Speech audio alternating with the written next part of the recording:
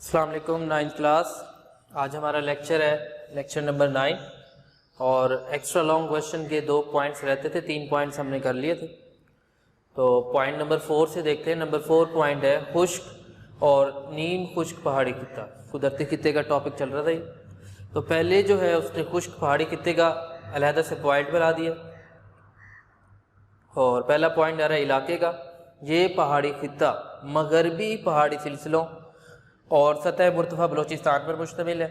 اس میں قبائلی علاقہ جات KPK کے جنوب مغربی اضلاع، جس میں ڈیرہ اسماعیل خان ہے، ٹانا کیب، بنو، کرک، کوہاٹ اور تمام صوبہ بلوچستان کے سوائے جنوبی ساحلی، مشرقی سبی اور جعفر آباد کے تمام علاقے اس خشک پہاڑی خطے کے اندر آ جاتے ہیں۔ اس کے بعد نمبر 2 پوائنٹ ہے نباتات کا۔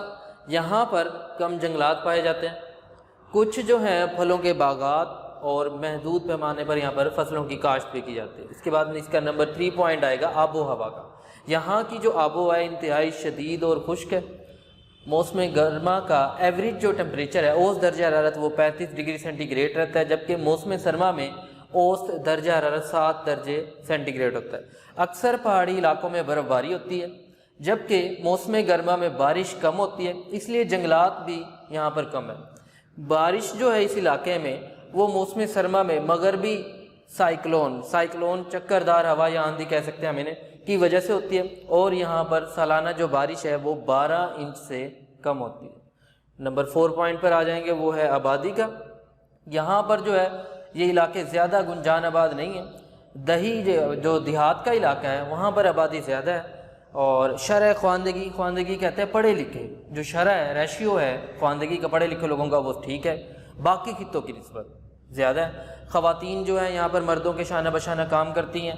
اس کے جو اہم شہر ہیں وہ اسلام آباد ہے، مری ہے، سوات ہے، حمزہ ہے اور ہزارہ وغیرہ شامل ہے۔ اب اس کا جو سیکنڈ پارٹ بن جائے گا وہ ہے نیم خشک پہاڑی خطہ۔ سب سے پہلے آ جائیں گے علاقے میں۔ اس خطے میں کوہ نمک، کالا چٹا پہاڑ، کوہ سلیمان اور کیرتھر کے پہاڑی سلسلے اس کے اندر شامل۔ نمبر 2 پوائنٹ ہوگا اس کا آب و ہوا۔ موسم گرما جو ہے یہاں پر گرم اور طویل ہے۔ یہاں پر جو ہے سالانہ بارش 12 سے 15 انچ تک ہوتی ہے۔ پھر آ جائے گا نمبر 3 پوائنٹ نباتات کا۔ پھلوں کی پیداوار کے لحاظ سے یہ علاقے مشہور ہیں، اور مکئی، جوار، چنا اور مونگ پھلی یہاں کی اہم فصلیں۔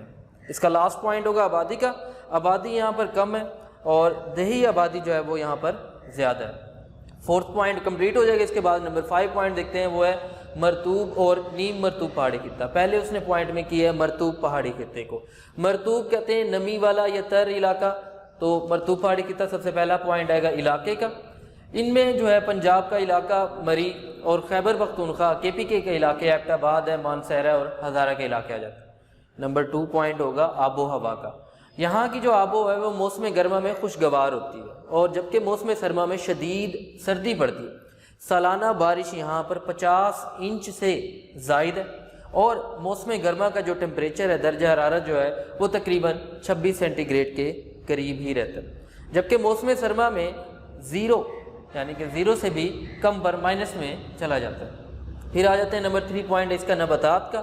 یہ جو علاقہ ہے یہ مختلف اقسام کے درختوں سے ڈھکا ہوا ہے، اور یہاں پر پھل جو ہیں وہ کثرت سے پائے جاتے ہیں۔ اس کا جو ہے مرطوب پہاڑی خطے کا لاسٹ 4 پوائنٹ ہوگا آبادی۔